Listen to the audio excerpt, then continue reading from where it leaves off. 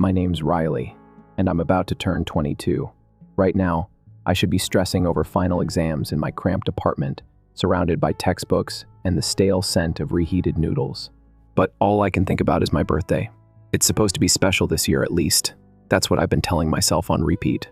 I'm majoring in data analytics. Not exactly a party starter, I know, but I've always had a thing for patterns and solving problems. Unfortunately, family isn't one of those problems that ever came with a clean solution. Growing up, I always felt like background noise in my own home. My older brother, Zach, was the golden child. He's 28 now, charming, athletic, the kind of guy who could charm a cashier into giving him a discount just by flashing a smile. Meanwhile, I was the kid with crooked teeth and a love for spreadsheets. When Zach turned 16, my parents threw him a beach party with fireworks, a DJ, and some kind of exotic taco truck. I was 10 and thought I'd get something similar.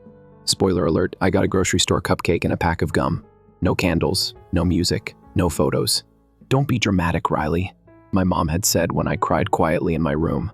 "It's just a birthday." That was the moment I realized I was optional in my own family. As the years passed, the gap between Zach and me only widened. He got a new phone every Christmas. I inherited his cracked leftovers. He had private soccer coaching. I taught myself piano from YouTube tutorials. When he graduated college, my parents handed him the keys to a shiny blue sedan.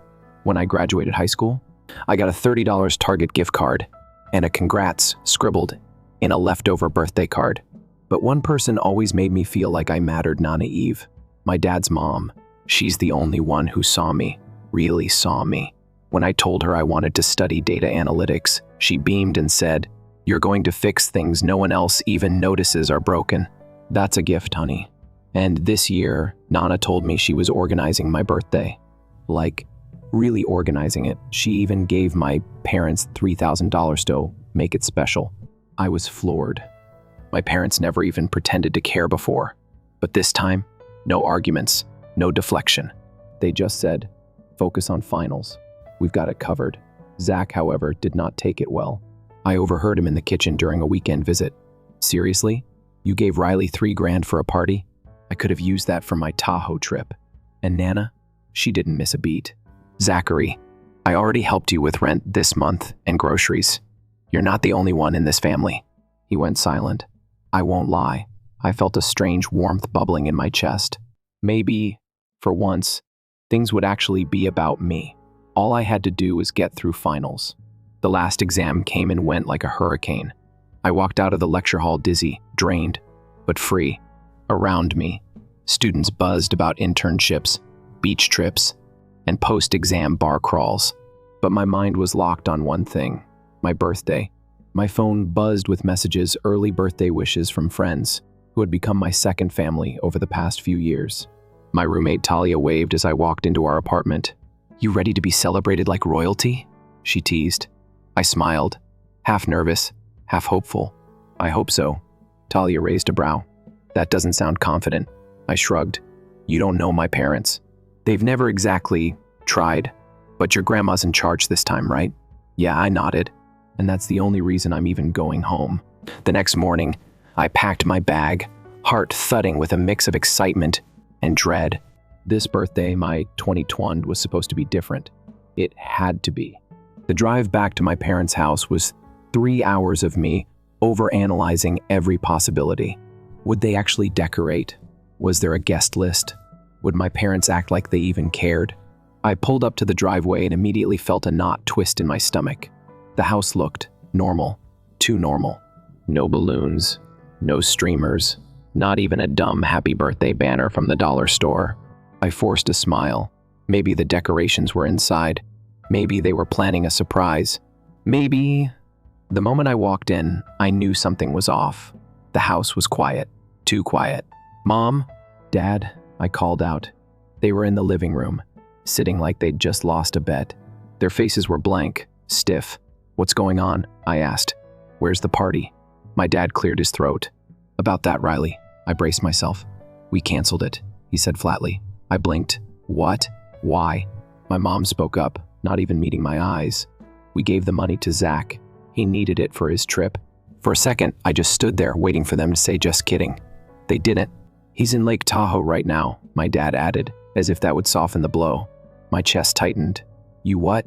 "Nana gave you that money from me," you said. My mom waved a hand dismissively. "We told the guests you weren't feeling well. Final stress. Everyone understands." I stared at her. "You made me sound pathetic instead of just admitting the truth." "Stop being selfish," my dad snapped. I laughed bitterly. Selfish? For wanting the one thing that was actually mine? At that exact moment, the front door creaked open. It was Nana. She looked between us, instantly sensing the tension. "What happened?" she asked, her eyes sharp. "I didn't wait for my parents to lie. They gave the birthday money to Zach," I said, voice trembling. "They canceled everything." Nana froze. Her jaw clenched. "Is that true?" Silence, the kind that answers everything. "Go pack your things," she told me, her voice like stone. "You're coming with me." Nana didn't say another word to my parents. She just turned, opened the front door, and stepped outside like it was any other day. I followed without hesitation, heart pounding in my chest as I grabbed my bag from the hallway. I didn't even bother saying goodbye. The drive to her house was quiet at first. I stared out the window, trying not to cry, but the silence made everything louder in my head. "I'm so sorry, Riley," Nana finally said. Her voice cracked just a little, and that's what broke me. The tears spilled over without warning. "It's not just the party," I whispered. "It's everything. It's always been everything." She reached over and squeezed my hand. "I know, sweetheart."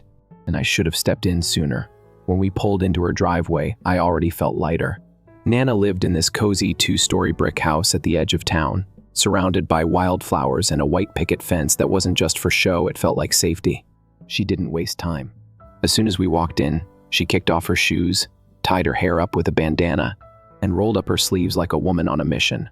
"We're celebrating," she announced. "Screw them." And she meant it. Within 10 minutes, she had ordered enough food to feed a small wedding. Thai, Italian, cupcakes, sushi, you name it. Then she started pulling out her good china and the fancy tablecloth she only used for Christmas. I stood in the doorway, overwhelmed. "You don't have to do all this." She looked up at me, eyes sparkling. "I want to. You deserve at least one birthday where you're the center of attention." That hit me harder than I expected, because truthfully, I'd never felt that before. As we waited for the food, Nana lit candles, turned on music, and made us homemade lemonade like she used to when I was a kid. The kitchen smelled like cinnamon and something sweet I couldn't place. For the first time in years, I felt seen like I actually mattered. We sat down at the table once everything arrived, plates full of food, warm light filling the room. Nana raised her glass.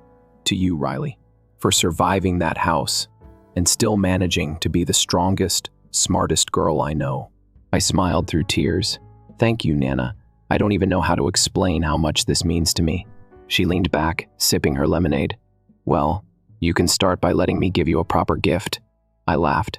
"Nana, this whole dinner is more than enough." "Nope," she interrupted, waving her hand. "This is just a warm-up." Then she reached into the drawer next to her and slid a small white envelope across the table. I stared at it, confused. "What's this?" "Open it." Inside was a check. I nearly dropped it when I saw the number. $10,000. "Nana," I gasped. "I can't. What is this for?" "For you," she said calmly. "For anything you want. Travel, tuition, investing, whatever makes you feel like you're building your own life." I was speechless. The money wasn't the part that got me. It was the message behind it. She believed in me. Fully. My own parents never had. After dinner, we sat on the porch wrapped in thick blankets, listening to the sound of crickets and sipping hot tea. I couldn't remember the last time I felt this calm, but the peace didn't last long. I don't know why I asked it. Maybe I needed answers to finally move on. "Nana, can I ask you something?" "Of course. Why do they treat me like I don't matter?" She was quiet for a long time, rocking gently in her chair.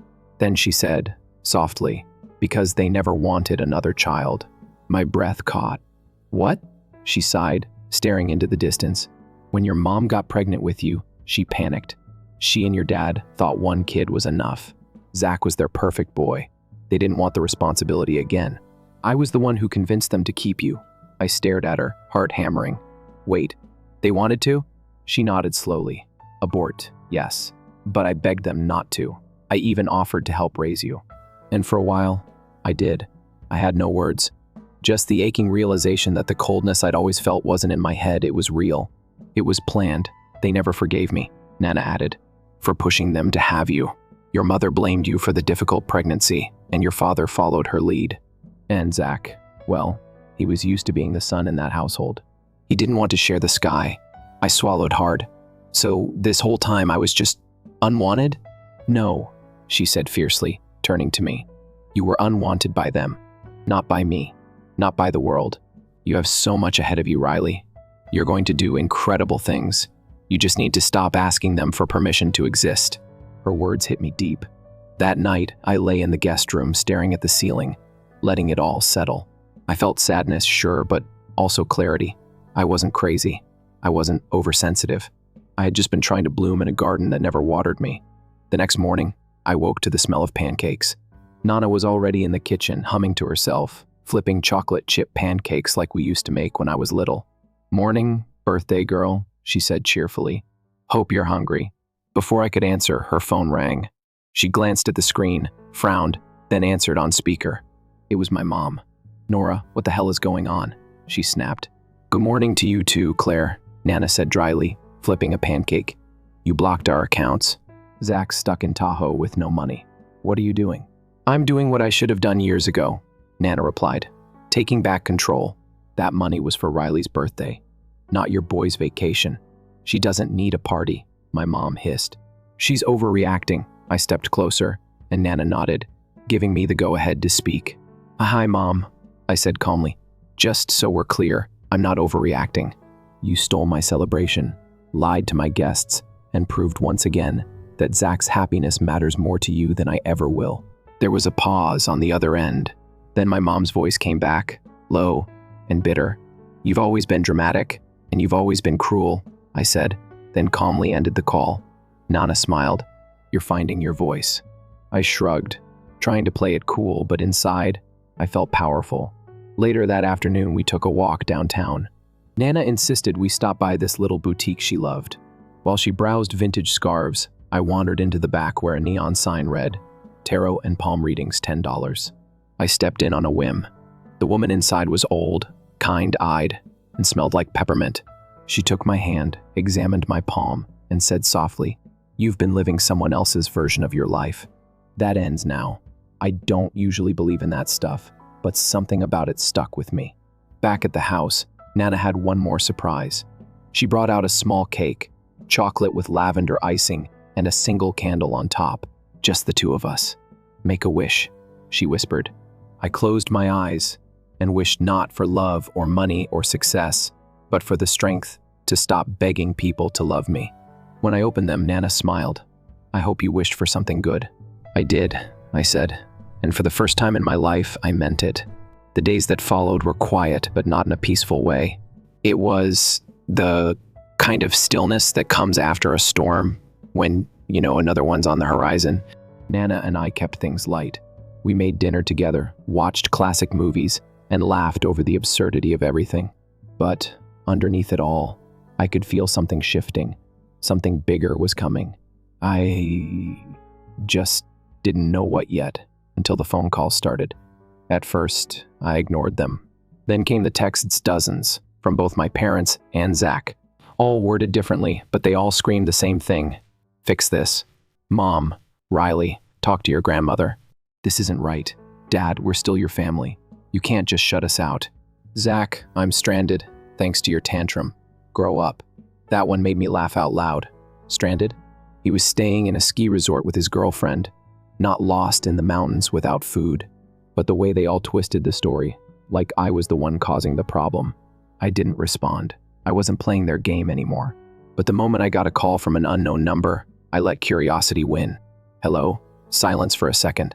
Then a familiar voice came through. Hey, it's Mia, Zach's girlfriend. I blinked. Mia? Hi. How'd you get my number? I asked a friend. I know this is weird, but can we talk? Her voice was softer than I expected. Nervous. I hesitated, then agreed. We met at a cafe near Nana's place the next morning. She showed up in leggings and a puffer jacket. No makeup, hair in a messy bun so different from the Instagram version of herself I'd seen over the years. I'm not here to defend him, she said, skipping pleasantries. I just wanted you to know. I didn't know the money came from you. I raised a brow. You thought what? That it just appeared out of nowhere? She sighed. Zach told me it was a gift from your parents. For doing well at work. I almost choked on my coffee. Doing well? At what? He doesn't even have a real job. She winced. I know that now. I learned more this trip than I ever wanted to. Riley, he blew almost $2,000 in the first 3 days. On drinks, massages, expensive dinners, stuff he couldn't afford even with the money. I leaned back, arms crossed. Sounds about right. She looked genuinely embarrassed. He kept blaming you. Said you were just jealous. But then, I heard him on the phone with your parents last night. He called you uselesses and said you'd probably drop out soon anyway. The words didn't hurt the way they once would have. Now they just confirmed what I already knew. Mia looked up at me. I'm breaking up with him when we get back. Just figured you deserved to know the truth. I nodded. Thanks for telling me.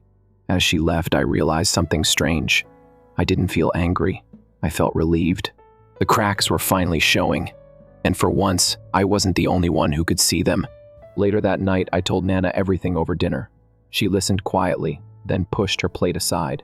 There's something else we need to talk about, she said, her voice suddenly serious. I looked up. Okay? She reached into the drawer next to her seat, the same drawer she'd pulled the birthday check from. And this time, she slid over a thick folder. What's this? My estate plan. My stomach flipped. Nana, don't look at me like that, she said gently. I'm not going anywhere. But after what your parents tried to pull last year, I had to make sure everything was secure. I hesitated, then opened the folder. Legal documents, bank records, a revised will. My name was everywhere. Nana watched my face carefully. Everything outside of the house, the savings, the investments, the business shares, it's all going to you. I stared at her, stunned. But why? Because you're the only one who hasn't treated me like a walking ATM, she said plainly. And because I trust you. My heart ached. They're going to hate me. They already do, she said, matter of fact. At least now you've got something to show for it. We both laughed, though mine was a little shaky. They tried to have me declared mentally unfit last year, she added like it was a footnote. I dropped my fork. What? Oh yes. Claimed I was losing my memory. Said I was making irrational financial choices. All because I cut off Zach's trust fund after he used it to buy NFTs or some other nonsense. My jaw tightened. So what happened? I invited the commission over for tea. I gave them shortbread cookies, did a crossword in front of them, told them the square root of 1089, and showed them my stock portfolio. They left laughing. I grinned. That's so badass. She smirked. I've been underestimated my whole life, darling. It's become a secret weapon. I sat with that for a minute, then asked the question that had been bugging me since I saw the documents. What happens when they find out? She leaned back, folding her arms. Oh, they'll throw a fit. Your mother will cry. Your father will shout. Zach will break something expensive. But none of it matters. The paperwork is airtight. They can't touch a penny. Just then, her phone buzzed. She picked it up, checked the screen, and smirked. Speak of the devil. It's your brother. I rolled my eyes, put it on speaker. She did. Grandma, what the hell is going on? Zach's voice boomed through the room. Well, hello to you too, Zachary, she said calmly. You froze my card. Again. I had to pay for dinner with a gift card. Are you trying to ruin me? Ruin you? No, dear. I'm trying to teach you accountability. But I can see how you might confuse the two. You've lost your mind. Giving everything to Riley? She's a nobody. I stepped closer to the phone. Hi, Zach. He went silent for a second. Then, with venom, you'll regret this. Maybe, I said, but at least I won't regret being your sister anymore. Nana ended the call. We sat there in silence for a moment. Then she chuckled. You handled that better than I expected. I've had practice, I said with a shrug. Later that night, as I got ready for bed, I looked at myself in the mirror. Something had changed. Not on the outside, I still had messy curls and a stress pimple on my chin, but something in me had shifted. I wasn't the forgotten daughter anymore. I wasn't the backup plan. I was my own person, and for the first time, I didn't need anyone's approval to feel whole. The week after Zach's meltdown call, things went quiet. Too quiet. It was like everyone was regrouping, licking their wounds, plotting something behind the scenes. Nana and I spent the days like nothing had changed. Coffee on the porch, grocery trips, A few long walks through the park near her house, but I knew better than to think the silence would last. And sure enough, the next surprise didn't come from my parents. It came from Adam, Zach's best friend. Well, former best friend, I guess. I was walking back to campus after class one crisp afternoon when I heard someone calling my name. I turned and saw him jogging toward me, clean-cut, golden boy Adam, looking like he'd just stepped out of a catalog. "Hey," he called, breathless. "Riley, wait up." I paused, confused. "Adam?" He smiled, hands on his hips like he'd just run a mile. "Wow, it's been a minute. You look great." That alone should have been my first red flag. Adam never looked at me twice growing up. I was Zach's awkward little sister, the invisible one. "What are you doing here?" I asked, wary. He gave a sheepish grin. "I actually transferred here for grad school, business analytics. Saw you from across the quad and thought, no way that's Riley. But here you are." I nodded slowly. "Yeah, here I am." He scratched the back of his neck. "Look, I know this is random, but do you maybe want to grab coffee sometime? Catch up?" Everything in me screamed no, but I was curious and I'd learned to listen to my instincts and verify the facts. So I agreed. One coffee, nothing more. We met at a cafe off campus the next afternoon. He was charming, friendly, a little too smooth. He asked about my major, my hobbies, even remembered that I used to love old jazz music. I started to feel disarmed. And then, just as we were getting up to leave, he dropped the bomb. "Riley, I don't know how to say this, but I've always kind of liked you." I stopped. "What?" He looked sincere, even nervous. I never said anything before because, Zach. And the timing was never right. But seeing you now, I couldn't keep it in anymore. I blinked. "Adam, are you serious?" He nodded, dead serious. It was so out of left field, I almost laughed. Instead, I said, "Wow, I'm flattered, but I need time to think." He grinned. "Totally. Take all the time you need. I'll wait." The moment I got back to Nana's, I told her everything. Her expression didn't change much, but I could see it in her eyes. She was already connecting the dots. "He's sniffing around for a reason," she said flatly. "Because of Zach?" I guessed. "Because of me," she corrected. I froze. "You think he knows about the inheritance?" She nodded. "And if he doesn't, someone told him enough to make it worth his while." It hit me like cold water. Adam didn't suddenly catch feelings after a decade of ignoring me. This was a move, a strategy, a con wrapped in compliments. We needed proof, so I played along. Over the next week, I met up with him twice more, casual, friendly. Each time, I let him talk, asked questions, and gave very little in return. And slowly, the cracks began to show. He brought up Nana, subtly at first. "So, your grandma's really cool. Must be nice to have someone like that in your corner." Then later, not so subtly, "I heard she owns a bunch of property around here. That true?" I just smiled. "She's smart with her money." He leaned in. "You're her only grandkid, right?" That was all I needed. Back at Nana's, we put together a plan. "I say we give him a little bait," she said, eyes gleaming. "Let's see how far he'll take the act." We created a fake email just for fun and drafted a leak about a supposed trust fund being activated in my name soon. Nana sent it from her assistant account to one of her own burner inboxes, then left her laptop open during a visit with Adam. 3 days later, my parents called. I didn't answer. Then I got a message from my dad, "Riley, can we please talk? It's important." Followed by one from Zach, "Seriously? A trust fund? You're pathetic." And finally, Adam asked me out on a real date. That was the final straw. I agreed. Said I'd meet him at a rooftop bar downtown. Nana and I arrived early. She stayed outside, and I walked in alone. Adam was already there, dressed like he was trying too hard. He pulled my chair out and smiled like we were some old love story finally coming together. We ordered drinks. He leaned forward. "So, crazy thing. I heard this rumor about you and a trust fund." I stared at him. "Where'd you hear that?" He shrugged. "Zach mentioned something. You know how people talk." I tilted my head. "Is that why you asked me out?" His smile faltered. "What? No, come on. I've always liked you. You liked me so much that you never talked to me growing up," I said, my tone calm. But suddenly, after I cut off my family and disappear into Nana's house, "Now you're into me." He opened his mouth to respond, but I kept going. "You don't care about me. You care about money.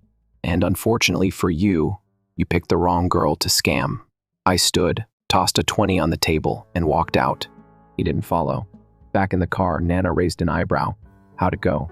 I buckled my seatbelt. He tried. He failed. We're done, she nodded, satisfied. Remind me to remove him from the family Christmas invite list. I laughed harder than I had in weeks. Later that night, I blocked his number. Then I opened my phone and drafted one last message to my mom. Please tell Zach and Dad to stop sending people to manipulate me. It's sad. You've made it clear how you feel about me. I've accepted it, but I won't play your game anymore. I'm happy. I'm safe. And I'm building a life you'll never be a part of. Please respect that. I never got a reply, but I didn't need one. I wasn't writing for them. I was writing for me. After Adam's little stunt, things got quieter. Too quiet.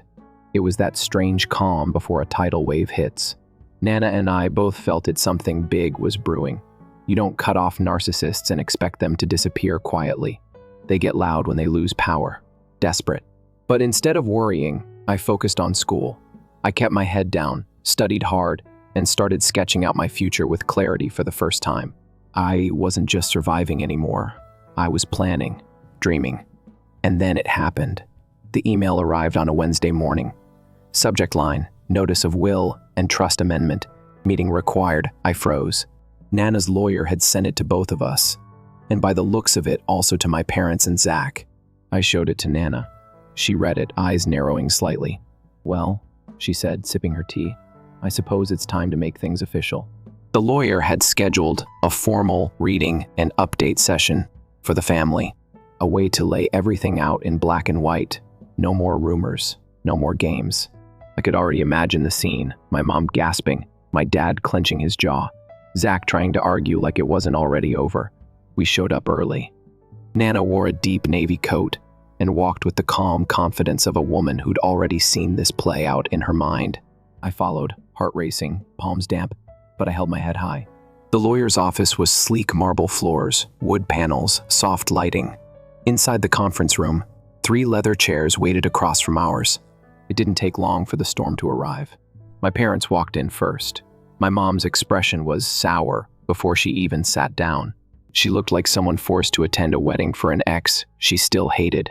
My dad nodded stiffly but avoided eye contact. Then Zach walked in. He was wearing sunglasses indoors.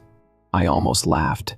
He looked hungover, irritated, and wildly unprepared for what was about to happen. The lawyer, Mr. Jensen, cleared his throat and began.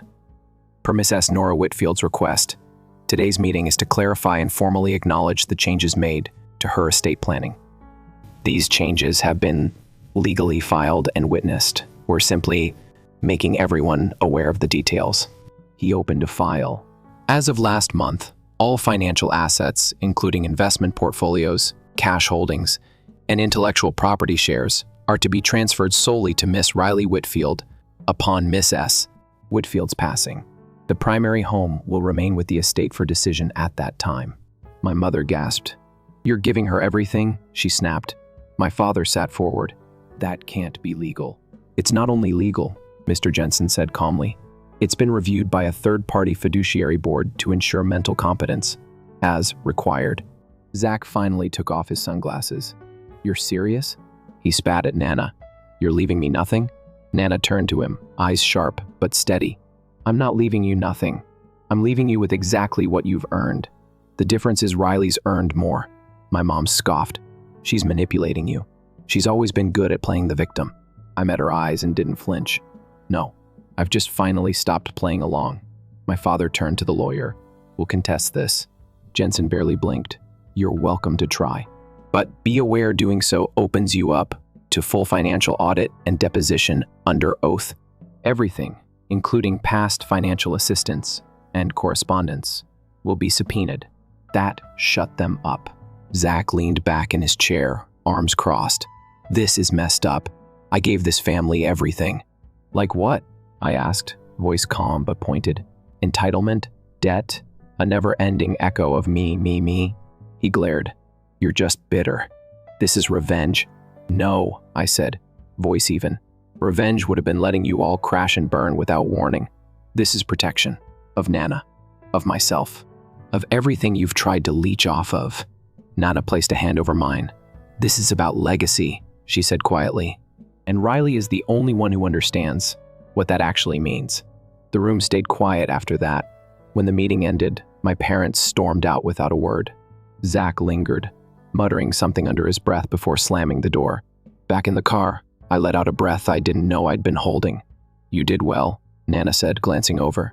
"Better than I ever could have imagined." I smiled faintly. It didn't feel like a win.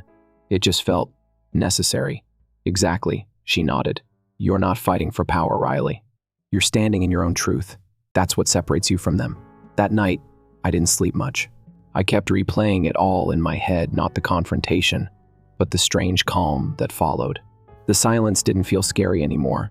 It felt earned. The next morning, I woke to another text. This time, from Zach.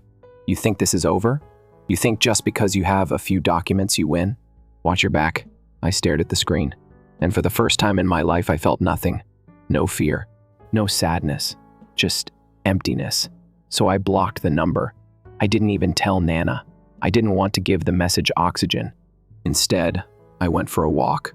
Just me, my earbuds, and a playlist filled with soft jazz and indie folk that reminded me of high school days spent dreaming about escape. Except now I wasn't dreaming anymore. I'd made it out. And I wasn't just surviving, I was living. When I got home, I found Nana in the garden, trimming back her rose bushes with slow, precise movements. "Sleep okay?" she asked without turning. "Not really," I admitted. She snipped another branch. "Takes time to get used to peace." I nodded, then paused. "Nana, do you ever regret it?" She finally looked up. "Regret what?" "Pushing them to keep me." She stared at me, steady and soft. "Never. Not for a single second. You saved me as much as I saved you." Her voice trembled, just slightly. "I always wondered what kind of woman you'd become, growing up in that house. But somehow you made it through. Better than them. Kinder, wiser, and maybe that's the biggest revenge of all." I smiled through the lump in my throat. Maybe she was right. Maybe the best revenge isn't rage or punishment. Maybe it's living a life so full, so good, so free, that the people who tried to break you are forced to watch from the sidelines, with empty hands and nowhere left to sit. After the will was read and the storm finally passed, there was no grand finale, no dramatic calls, no tearful apologies, just silence.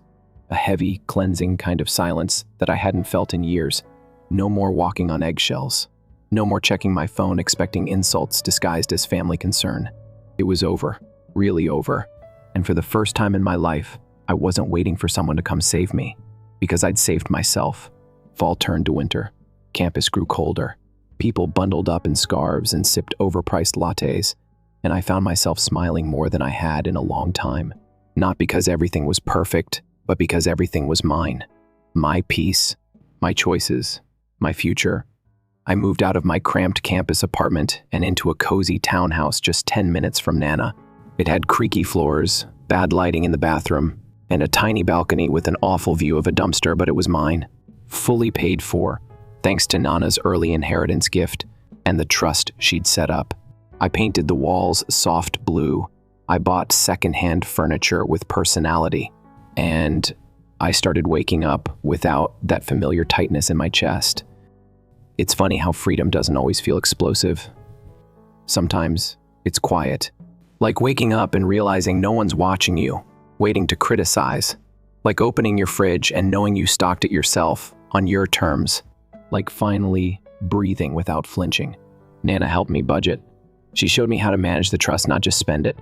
She walked me through investment options, taught me how to read the market like a story. "You have to treat money like fire," she said one night, sipping tea. "It can warm you, feed you, light the way, or it can burn everything down. The trick is respect." I never forgot that. We started small, a few local stocks, a savings plan, a side project, an online course I created to help other students learn financial literacy. To my surprise, it caught on. Emails started coming in from other young women who felt behind, confused, forgotten. They saw themselves in me. I saw my past in them. Helping them felt like healing something in myself. Then came the letter. It arrived on a rainy Tuesday. No return address, just my name in sharp, slanted handwriting. I knew before I even opened it that it was from my mother. It wasn't long. 2 paragraphs. "Riley, we still don't understand why you turned on us. We raised you. We fed you. We did our best. But your betrayal, it's unforgivable. Whatever your grandmother has told you, remember this blood is blood. You'll see one day what happens when you choose outsiders over your own family. Mom, I stared at the letter, feeling nothing. It was so predictable it almost felt fake. The guilt trip, the rewriting of history, the refusal to take responsibility. Nana asked if I wanted to respond. I shook my head. There's nothing left to say. And I meant it.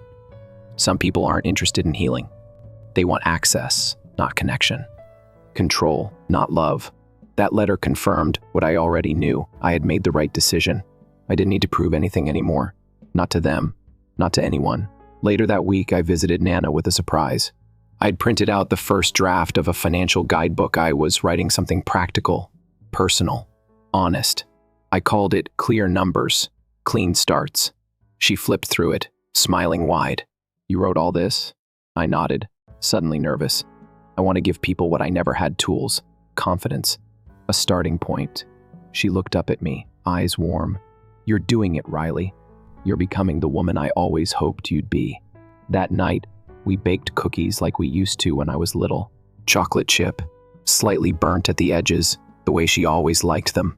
We sat on the back porch, wrapped in thick blankets, watching stars blink through the branches. You ever miss them? I asked, the words slipping out without warning. She was quiet for a moment. Then she said, No, I miss the idea of them, the people I hoped they'd be, but not who they are. I nodded, feeling the weight of those words settle in my chest. That was grief, wasn't it?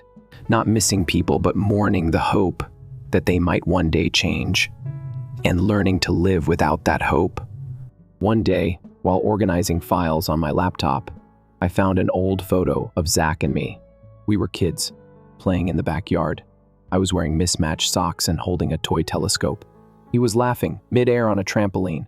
I stared at it for a long time. I didn't feel pain, just peace.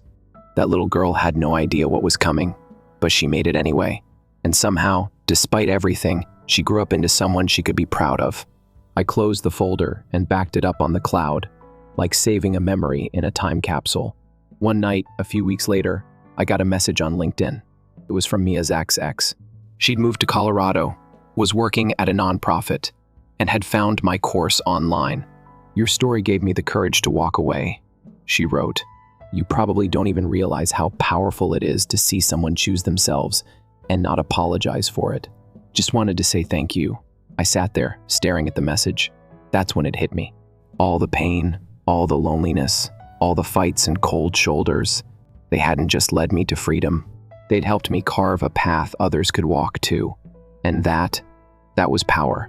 Not the kind that needs revenge. Not the kind that burns bridges just to prove a point. But the kind that quietly builds new roads. The kind that lights a lantern and leaves it hanging behind, just in case someone else gets lost in the dark too.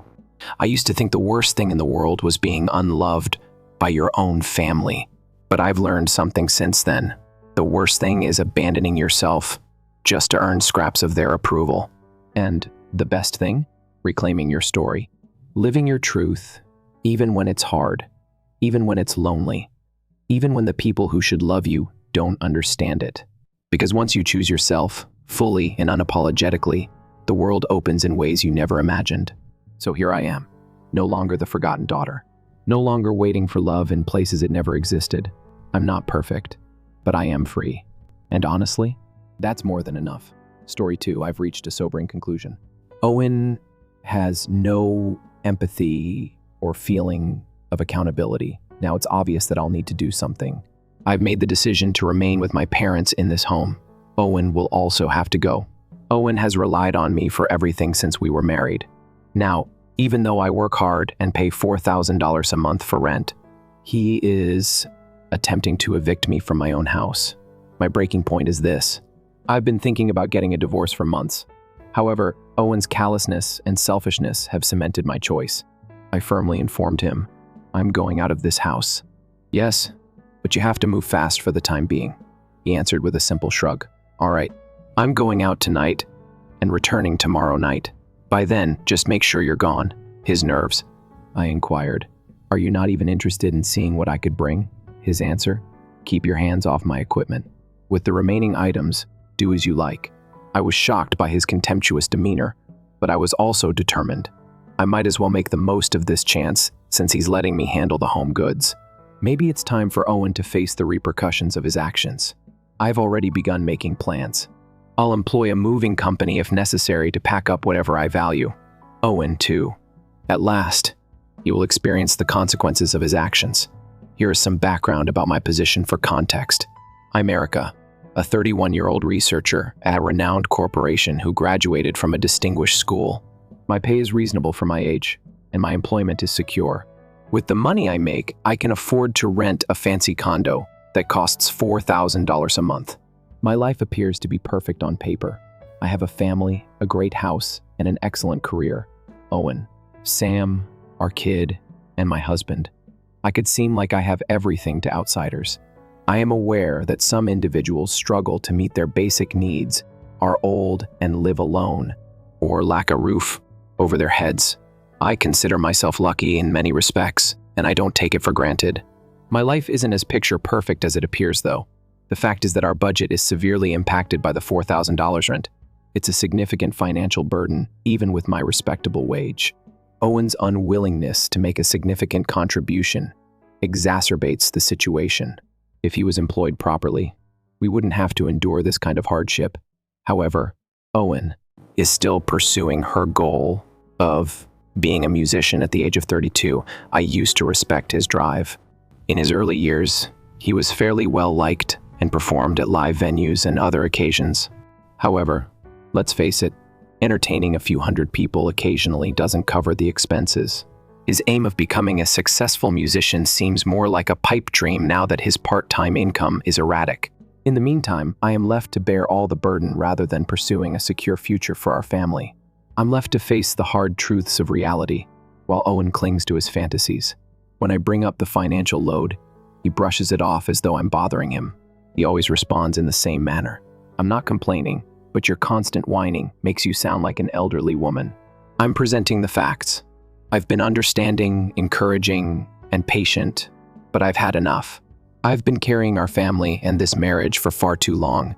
I have to make a decision because Owen won't change. Divorce is no longer a far-off idea. It's how I move forward. I deserve to live a life free from constant rent worries and humiliation for telling the truth. I deserve better, and so does my son Sam. It's time to prioritize my health and end a relationship that is only preventing me from moving forward. I'm confident that this choice is ultimately the best one. Without Owen pulling us down, I can create a safe, happy life for my child and myself. And it's okay to start over if that's what it takes.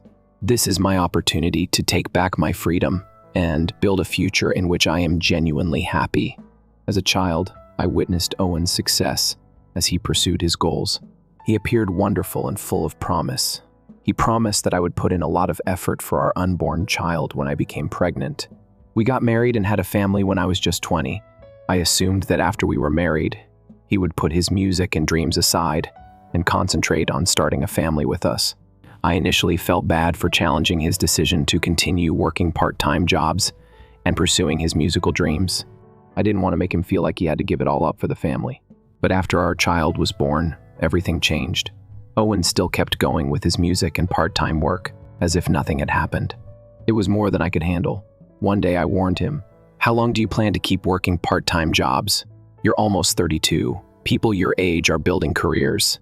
Owen just replied, "I have my own way of living. Don't compare me to others." I couldn't believe his answer. "Your words sound good, but they don't mean anything.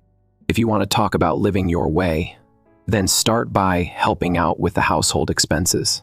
He tried to justify himself by saying, "When I become famous, I'll make up for the money I'm not earning right now." I snapped back, stopped dreaming, and faced reality. Owen had no answer to that. Eventually, he took up a part-time job, but even then it wasn't enough. Earning $2,500 or even $13,000 a month would have helped. But Owen didn't stop talking about his dreams. "You're being too noisy," he'd say. "Times have changed. There are lots of ways to succeed without signing with an agency. I'm not just dreaming anymore. It's just that my name isn't well known yet. Companies hold all the power and advertising, but I'm making progress, even if it's slow." I didn't know how to respond. It's all so confusing to me. When will he realize it's all just an illusion? Owen's band already broke up, and the other members have moved on. Some got married, and others found steady jobs. I think Owen should do the same, but he says things like giving up your dreams is pathetic. I don't see it that way. I think choosing to give up your dreams for the sake of your family is a meaningful and responsible decision. Is that so wrong? When I was pregnant, Owen promised he'd work hard for our child. But now I see what he really meant. He'd keep working hard at his music career. I keep hoping that as our child grows, Owen will finally face reality. Did you buy expensive clothes again? I inquired. Looking good is important for my job, he replied. It seemed unbelievable to me. He hasn't made a single dollar from music yet, and here he is talking like he's a star. It's been 11 years since our child was born, and Owen is still working part-time, now at almost 32. He spent years chasing his music dreams without any real success or achievements. Instead of earning money, he spends more and more on expensive clothes and music equipment. I wish you'd spend less on those things and contribute a bit to the household. I told him, you can't satisfy hunger with pretense. He snapped back. These things are necessary for me because of his attitude. We argue a lot. We try to have these discussions when our child isn't home or move to another room. But the apartment is small, so he often overhears us.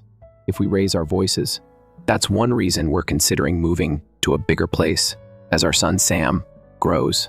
This apartment will only feel more cramped. Hey, Sam's 11 now, and this place is getting too small. Should we move? I asked Owen. Yeah, he said. This was your house originally anyway, right? You lived here alone before we got married. Do you have a problem with that? I inquired. It's not a problem, he replied, but I'd like to move to a bigger place. Maybe a high-rise condo. That would be cool. And who's going to pay for it? I'll help with the household expenses. You handle the rent and I'll cover the electricity, gas, and groceries, please. I really want to live in a high-rise condo. With my salary, moving to a high-rise condo was possible. I was even a little encouraged that Owen offered to help, even in a small way. Maybe this could be the push he needed to understand the value of money and face reality. Okay, I said. I'll look for a place. But since I'm paying the rent, I get to choose where we live. Deal? Deal. As long as it's a high-rise condo, I'm fine with whatever you pick. I hope this new chapter would bring some positive changes, but things didn't go as planned. A year after moving into the condo, Owen is still chasing his music dreams at 32, and he hasn't kept any of the promises he made. When we moved, hey, the gospel came. I reminded him, make sure you pay it before it's debited from my account. I'll give it to you next time, he said casually, once again failing to take responsibility. I don't have the money right now. When is next time? You always say that, but then you never pay. You're always making excuses. Do you really think money isn't important? All you ever do is fuss about money. Oh, and replied, all I'm asking for is the minimum amount to cover our bills. Why should I have to keep scolding you about this? I said. He promised he would help with the bills, but it feels like those promises never meant anything. Thankfully, I set up direct payments from my own account for important expenses like electricity and gas. If I hadn't, Owen might not have paid them at all. Every now and again, though, Owen does leave some money behind. Once I found $100 in the living room table. While he wasn't home, it wasn't even close to enough. But I thought maybe he was embarrassed to offer it to me directly. For a while, I thought if this was his way of demonstrating he cared, maybe he was attempting to be considerate. I rapidly understood I was mistaken. I still hadn't gotten a part of the power bill for the month. I do pay occasionally give, Owen said. It's not like he simply contributed little sums of money to make himself feel better about not contributing. And then there came the lies.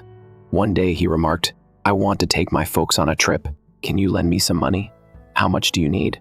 I inquired. $100 should be plenty, he responded. I gave it over, but deep down I knew he wasn't bringing anyone on a trip. When Owen wants pocket money, he usually lies to get it. He is aware that I am aware of this. However, we continue to do the rituals. He most likely shows off or treats his pals with the money. In the meantime, our high-rise unit costs $4,000 a month to rent. I've been finding it difficult to cover it for the past 5 years. I was hoping that coming here would encourage Owen to be more serious about his work, but he continues disappointing me. In this case, I am unable to save any money. I would much rather put the money toward retirement or something worthwhile, like our child's future. Although I've considered divorce in the past, I'm now beginning to give it some real thought. Owen then made a statement that clarified my choice. Hey, do you think we have an empty room?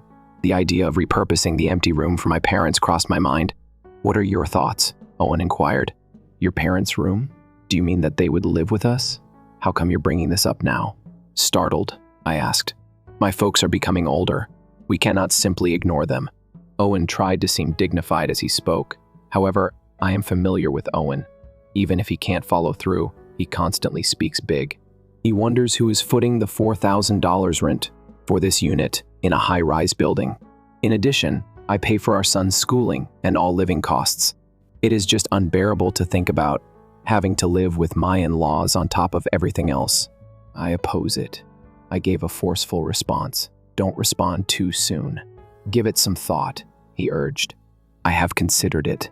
No, I would say, I repeated. Why are you so unyielding? Is there anything wrong with looking after your parents? Do you want me to give up mine? You're cold-hearted, he yelled. I may come out as self-centered to someone who is only listening to this talk, but that is untrue. His parents aren't the issue. It is its own. I am fully aware of what will occur if his parents move in.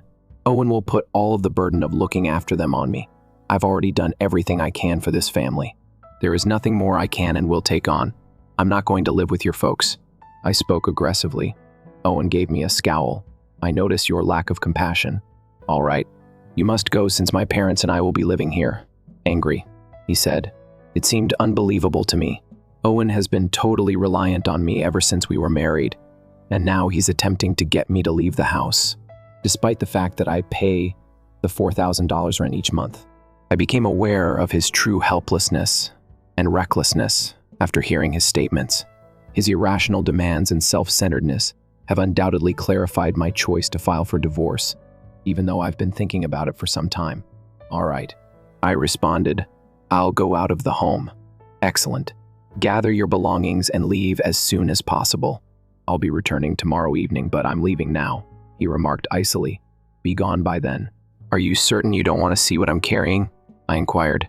Keep your hands off my equipment. Before he left the home, he said, do whatever you want with the rest. I knew I could take care of everything around the house now that Owen was gone. Sam, my 15-year-old son, emerged from his room while I was standing there pondering. I'll help you pack, Mom. In an attempt to reassure me, he replied quietly, and I'll go with you too. My heart was broken. Sam would discreetly withdraw to a different room if Owen and I felt tense. As a parent, I find it quite upsetting that my child believes he must avoid these situations at all costs. Sam enjoyed playing with his father when he was younger and was unaware of the true situation. But as he became older, he realized the reality. He now helps me in ways that shouldn't be required of children. Mom, where do we begin? Sam inquired. Start with your own belongings. I have another thing to deal with, I added. All I want to do is startle him a bit. I thought as I picked up my phone and dialed. Hi there. I apologize for requesting this at such short notice, but would you be able to assist us tomorrow? My son and I packed the things we would need and decided to spend some time in a business hotel. We would have to locate a new place to live quickly. That evening, knowing Owen would call. I placed my phone on the table and waited when it rang. Sam and I looked at each other and I picked it up. Hey, what's going on? What are you doing? Owen shouted on the other end. What do you mean, what's the problem? I asked calmly. All my clothes and equipment are here, but everything else is gone. Where are the tables? The fridge? Did you take them? No, I replied. I called a junk removal service to get rid of everything. By now it's probably already been burned. Sam, are you there too? Owen asked, sounding even more panicked when Sam spoke up. Owen seemed completely caught off guard. He probably didn't expect Sam to still be around and was shocked to find the house nearly empty. What do you mean everything's gone? The furniture and appliances. Those are marital property, he said angrily. You told me I could do whatever I wanted with everything, except your equipment. I reminded him. So I did exactly that. How am I supposed to live now? Owen asked, his voice full of frustration. If you need furnishings, you can get new ones. For now, maybe use your amp as a chair, or wrap your guitar in a towel for a pillow. I answered with a tone of sarcasm. That's not funny. How could you do anything so nasty? He snapped. We're getting a divorce. I spoke aggressively. Yes, I understand.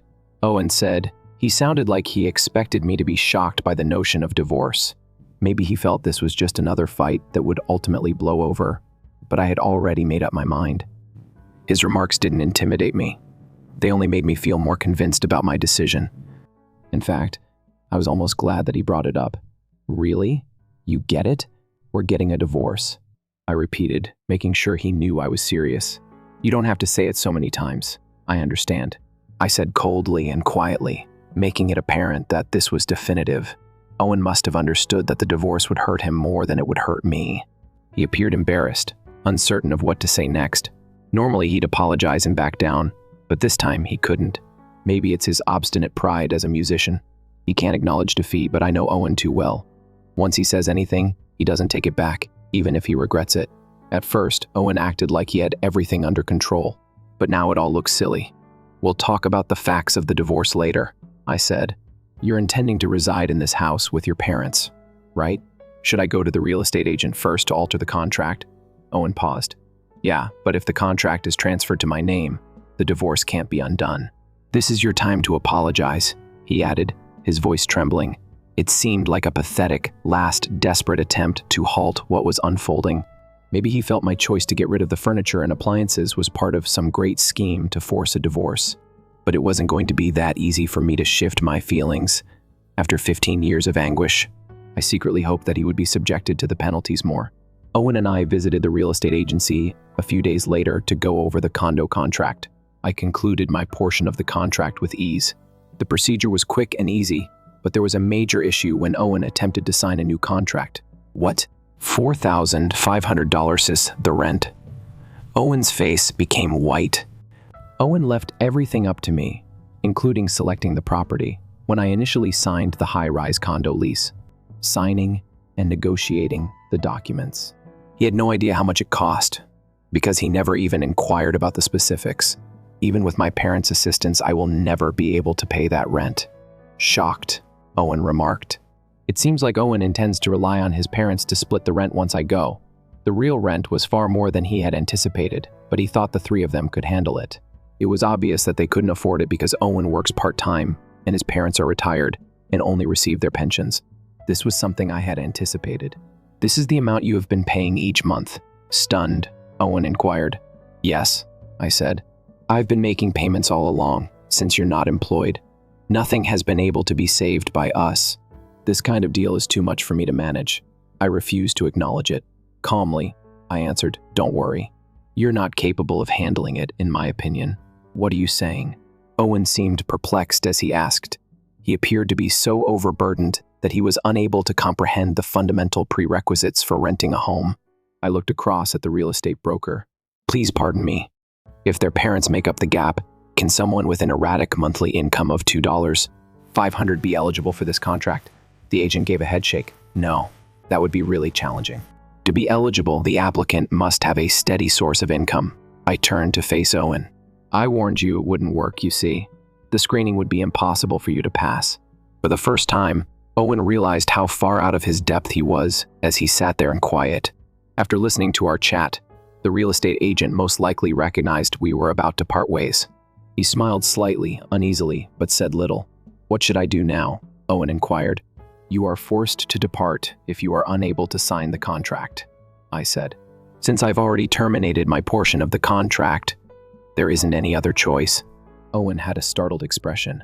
Whoa, once again you've done something absurd. Despite his lack of self-esteem, Owen, who likes to label himself an artist, enjoys flaunting himself. He must have been quite embarrassed by this circumstance. Our impending divorce, his little salary, and the fact that I've outwitted him in front of the agency. As if he had just finished a summer marathon, his cheeks flushed and began to perspire. Since the deal couldn't be completed, I ignored Owen and carried on talking to the agent. We'll have to go immediately. That's right. We don't have much left in the house, and I apologize for the inconvenience. It usually consists of clothing and musical instruments. Cleaning up shouldn't take long. Could you tell me how to go about moving out? Owen cut him off. You were aware that I didn't comprehend the terms of the property or the rent, and you proceeded with all of this anyway? What are you saying? You stated you would take care of it on your own when I asked if you wanted to examine the contract. Whether you were aware of my salary or not, I responded. I believed that there could yet be a chance to save it. With obvious frustration, Owen remarked. Calmly, I responded. Don't be silly. Owen reiterated. I'm not going anywhere. I said, I'll have to call the police if you don't leave. You could face legal action for trespassing or refusing to leave, though I'm not familiar with all the specifics. Additionally, since this is no longer my property, the owner or the real estate company may become involved. If a business reports it, things might become nasty. Owen waited silently as the agent became more and more uneasy. You don't want to make a bigger fool of yourself, do you? Without saying another word, I instructed Owen, go home and pack your things. The real estate office was abandoned by Owen. I looked across at the agent. I apologize for any inconvenience. Soon, the home will be vacant. I'll take care of getting rid of everything that's left over.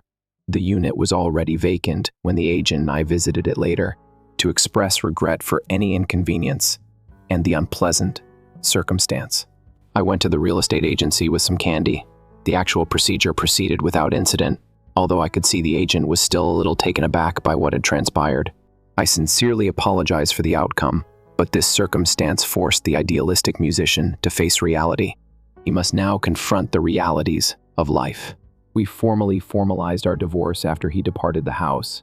He barely made any money, and I spent the majority of mine on rent because neither of us had any money. The division of assets was not contested. My son made the decision to remain with me. My ex-husband most likely believed that he could depend on his parents to provide for him. However, I had already shut that door. I contacted my in-laws to let them know about the divorce and to bid them farewell after we had been married for around 11 years. I thought it was only fair to update them on the procedure. My in-laws decided to distance themselves from my ex-husband after learning of all the things he had done. They informed him that unless he had a steady job and gained independence, they would no longer assist him. His intention to move home with his parents was ruined as a result. After working as a freelancer for so long, my ex-husband, who is now over 32, is having trouble obtaining a regular job. Even though he still works as a freelancer, his pay is quite meager. He finds it difficult to even cover the rent on a modest flat. It is almost difficult for him to continue his musical career in this circumstance. For my ex-husband, a man who accomplished nothing, this is his world. In my case, I have moved out with my kid and my ex-husband, renting a new apartment. The rent is substantially lower, and I can utilize my money for more important activities. While I don't blame anyone for following their ambitions, I've found satisfaction in making a pleasant and stable life for my kid and me. This is what genuinely important to me now. Story 3. Today, where are you? We are bidding our departed son, John, farewell for the last time. Furthermore, my spouse failed to attend the funeral. When I did, I would give him a call. His tone sounded upbeat. He added, I'm in Bermuda for my parents' 73rd anniversary. When my mother heard, she was initially stunned, but quickly became enraged. She shouted, they're in Bermuda. Mom chose to address my husband and his folks after losing her anger. Mary is my name. I work in an office and am 43 years old. I have a son with my spouse, Larry, whom I married 13 years ago. John, our son, is a hospital patient. 4 years ago, he received a leukemia diagnosis, and he has had it ever since. He couldn't go much after starting primary school, but he was thrilled when his classmates would come visit. I get strength from watching John struggle so hard and grin. John also gets daily visits from my parents. I'm eager for John to recover so that we can go out and have some delectable meals together. According to my mother, John has shown incredible bravery during his difficult medical procedures. My dad was diagnosed with dementia a few years ago, and he occasionally says things that don't make sense. My mom is still in good condition. He thought I was a nurse when he visited John the other day, and thanked me for looking after his grandchild. He hadn't forgotten about John, which astonished me as much as it saddened me. He is aware that John is ill despite his confusion. It's obvious that Dad is really concerned about John, my mother added with a sigh. John is also aware of dementia. As a result, he just cooperates when his grandfather says anything strange. My parents and John's school pals are concerned about him. My hubby doesn't seem to care. Can't you come visit John? I said. Do you not worry that he will undergo all of these treatments? However, according to my spouse, it's probably best if I don't, because John doesn't like me. I'm quite busy, therefore I remain away. Although John and his father did not get along, Larry should nevertheless make an effort to support him as his father. It's hardly surprising that John disliked Larry because he never assisted with John's care following his birth. It seems that Larry was more concerned with his own parents than his son. He would visit them whenever he had free time and claimed to be occupied with assisting them. John doesn't seem to matter to my in-laws either. They seldom pay him a visit in the hospital. Not only does Larry act cold-heartedly, but so do his parents. It was obvious that my mother didn't like the way Larry and his folks were acting. She looked disapprovingly and was particularly irritated that my spouse didn't see his son. Maybe I married the wrong person, I remarked half-jokingly. When we were dating, Larry was really nice, but today, he treats John and me coldly. I'm beginning to become annoyed that my spouse only appears to care about his own parents, despite the fact that our baby is gravely ill. Mom appeared to believe that marrying Larry was a mistake.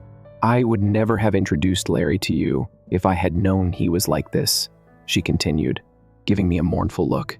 The uncle who introduced you to my husband and myself through my dad's sibling seems to have misled me.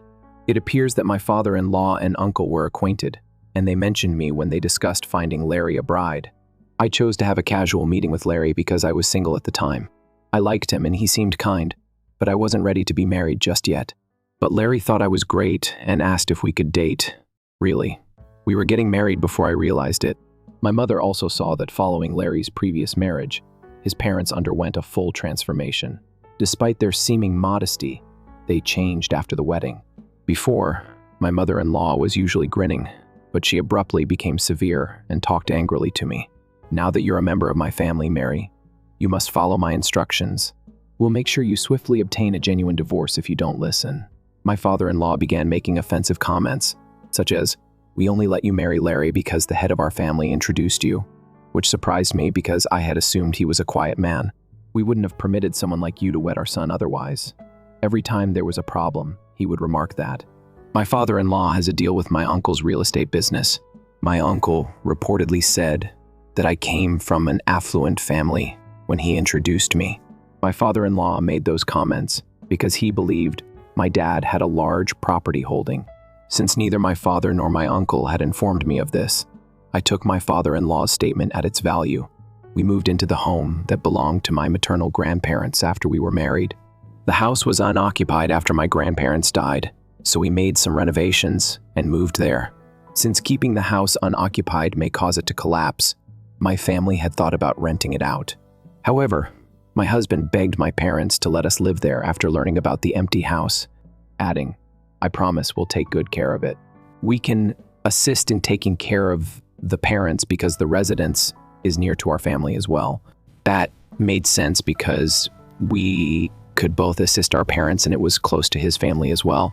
But it became a strain for me to have his parents around, especially after they underwent such a significant transformation following the wedding. In addition, Larry would frequently ask his parents to visit us and begin boasting, saying things like, "Your parents must be very envious of our new house. It's far larger than yours, possibly twice as large." His mother grinned and remarked, "We could live here together," but Larry's father was irritated when he spoke as like he owned the home. "Although it's an older home, it's still better than our current one."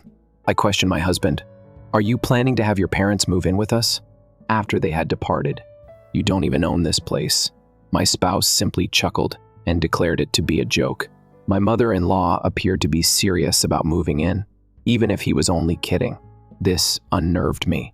My in-laws continued to visit after that, surveying the house and saying anything they wanted. It would be nicer to live here than in our subpar home. This dump is at least rent-free. My mother-in-law disregarded me while she chose a room for herself, and my father-in-law claimed that I was irritated when he referred to it as a dump. I made the decision to be honest with them, since my spouse was not speaking up. My parents are lending this house to us. Naturally, it's a little old, having been occupied by my grandparents. Hearing that startled my in-laws. My father-in-law, however, shot back with a furious expression. "It's in such bad shape because of this." I believed it was nicer than their house, but he labeled it lousy. Apparently not believing me, my mother-in-law began saying anything she wanted and said, "Why are you lying? I have more faith in my son than in you." The fact that we were borrowing the house remained the same despite my mother-in-law's lack of belief, so I stopped arguing. If my in-laws attempted to move in with us, I was concerned about the consequences. But the entire conversation about moving stopped when I discovered I was pregnant. Perhaps they understood that living with us would require them to assist with the baby. Then they fell silent. I won't have to take care of the baby because Mary's parents live close by. According to my mother-in-law, we lived close to both my parents and my in-laws. So even though I never asked her for help with the baby, she said that. She really didn't want to help with the baby, and I couldn't stop thinking that. How could they not be thrilled about their first grandchild, I wonder? My mom simply laughed and told me to take care of the kids when I told her what my mother-in-law had said. Someone who doesn't want to take care of their adorable grandchild doesn't need to be asked. I believed my mother was correct, and I intended to ask her for assistance after the baby was born. My parents were overjoyed when my son was born, but my in-laws only came to see me once. It was disappointing that my husband didn't seem to be affected by the birth of our son either. In an attempt to lift my spirits, my mother told me not to worry. Larry will fall in love with the baby when he is born. He might not feel like a father yet, but my husband continued to show no interest in our son. Then, when our son turned 6, he became ill after tests at the hospital. He was diagnosed with pediatric cancer. My husband, who was supposed to support me through the shock, said, "You'll have to cover the medical expenses yourself." It's not my problem. I was angry at his attitude as a father. My mother-in-law also made harsh remarks, saying it's because Mary passed on her genes that John has cancer. None of our relatives have anything like that, so it must be your fault. Hearing my husband and mother-in-law's comments, my father stood up for me, saying, "Don't you care about John? We'll take care of him so you can do whatever you want." My father, who was very supportive at that time, made my husband and in-laws leave quietly, even though I was already distressed by my son's illness. Their harsh words made me feel even worse. My mom encouraged me, saying, "Don't be discouraged. John will be upset if you don't stay strong. We'll do everything we can to support you. Let's work together." Encouraged by my mother, I decided to stay strong for my son. I realized I couldn't rely on my husband anymore, so I focused on taking care of our son and working. My parents, who are already retired, helped with looking after him, and I was very grateful. Even though our son was diagnosed with pediatric cancer, his condition improved, and he was able to live almost like a normal child. However, my husband started questioning if our son really had cancer and accused me of trying to deceive him. He would say things like, "Is John really sick, or are you just trying to fool me?" Seeing our son playing happily, my husband continued making inappropriate comments. I ignored him because talking to him seemed pointless. After the diagnosis, my husband wasn't around much. He spent a lot of time at his parents' place, which actually made things easier for me since all he did was complain. My parents came over to help with our son, which made my husband seem even less interested. But after our son was hospitalized 3 years ago, my husband started spending more time at home. He would say things like, "Leave the housework to me. You can go to the hospital. By the way, how about giving me this house when I came back from the hospital?" He would smirk and make these comments. I ignored him, but I could sense he was more concerned about the home again. I was upset thinking about how he was preparing to move live with his parents without worrying for our son. Around this time, my father was stricken with dementia, and both my mom and I were busy, so we couldn't focus on our house. We hadn't mentioned my father's illness to my husband or in-laws, so even when my father came over, my husband didn't appear to realize what was occurring. "Your folks came over today, but they were simply wandering around. Aren't they going to help with John?" My spouse would reply, seeming relaxed because I couldn't take my father for a stroll alone. My mom usually accompanied him. Explaining everything to my husband seemed too tiresome, so I said nothing. My uncle also came periodically and often had serious talks with my mother. I was interested about what they spoke about, since my uncle usually appeared serious. When I asked my mom, she only provided hazy explanations. While I was anxious about my mom and uncle, my son's health worsened. I had been prepared for it, but realizing how essential it was stunned me. With my husband being unreliable and my father suffering from dementia, I had no choice but to rely on my mother. My spouse stated something startling when I told him about our son's health. "Don't call me right now. I'm busy. You deal with John's predicament." His lack of parental responsibilities infuriated me, and I gave the idea of ending our relationship some real thought. My baby eventually died, and I was so shocked that I was powerless to help. Everything was handled by my mother and uncle, so I could be with my kid. My uncle became anxious just before the funeral and inquired as to where Larry and his parents were. The funeral cannot be skipped, can it? I contacted my spouse and inquired, "Where are you?" After noticing how anxious he was. "It's time to bid John farewell. I'm at a party celebrating my parents' anniversary," my spouse retorted. "I warned you not to call at this time." My mother and uncle were incensed when they heard his voice on the phone. "He's in Bermuda," my mother answered, flushed with rage. I was upset to learn that my husband had taken a trip to Bermuda when John was in serious condition, even though I hadn't anticipated anything from him. "You went on a trip even though you knew John was in severe condition. John is unfortunate to have a father like you." Before ending the call, I said, "I will never forgive them." My mother reassured me, fighting back tears. "Do not be concerned. By the time they get back from Bermuda, everything will be gone." I didn't really get what my mother was saying because I was so consumed by my grief and rage. For my son, however, I knew I had to be strong. The funeral went off without a hitch because of my mother and uncle. I was left feeling adrift after the funeral. My son had become the focal point of my existence, and I was at a loss for what to do next. My uncle gave me advice. "Mary, let me handle the future. You ought to return to your parents' home and rest." I went back to my parents' house and assisted in taking care of my father as I settled in, as he had advised. I had nearly forgotten about my spouse, so it was a relief when my employer was kind and gave me an extended leave. He gave me a phone call. "I can't enter the home, Mary. Have you replaced the locks?" "It's terrible to change them without warning," he added in a panic. "I haven't changed the locks," I said. "Don't call me anymore because I'm going to break up with you." Then I hung up right away. My spouse called again after some time, seeming much more anxious. "The home of my parents has been destroyed. What's happening?" "Even a sign advertising land for sale is present," he responded. "I don't understand what you're talking about." I hung up the phone after telling him I was going to check with my uncle. My uncle appeared happy when I checked with him, and he invited me to visit my in-laws' house. I followed his instructions and went to investigate what was going on. My spouse and in-laws were standing there looking astonished when I got there. My spouse demanded to know what was happening. "My parents' home is no longer there. We didn't transport you to Bermuda. So why did you do this? Was it the reason you demolished the house?" I'm annoyed by my mother-in-law's perplexing charge. "Oh, I could never do that," I said. "I had to go to a funeral."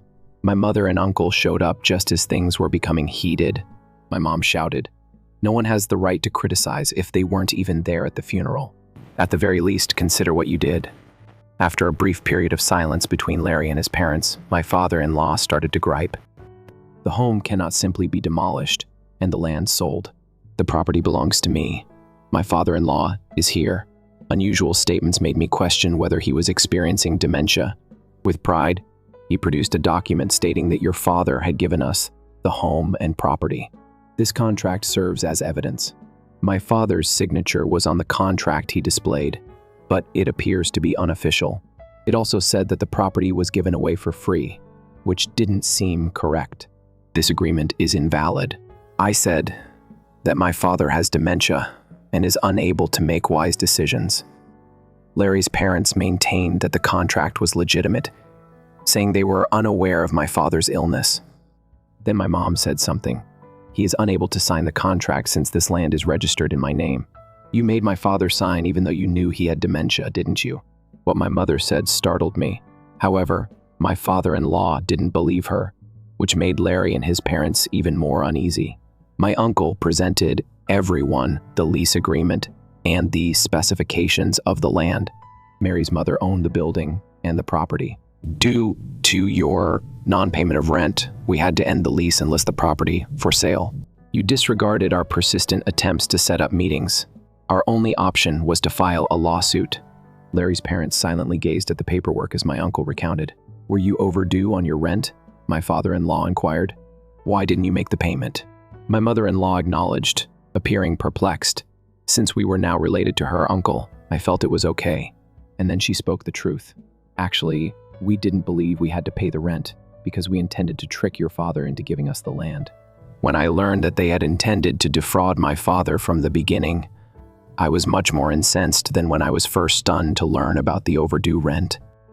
I became enraged and was ready to object when Larry abruptly terminated the contract while displaying remorse. "Is the house where we live also yours?" I questioned my mother. "Does that imply that this contract has no significance?"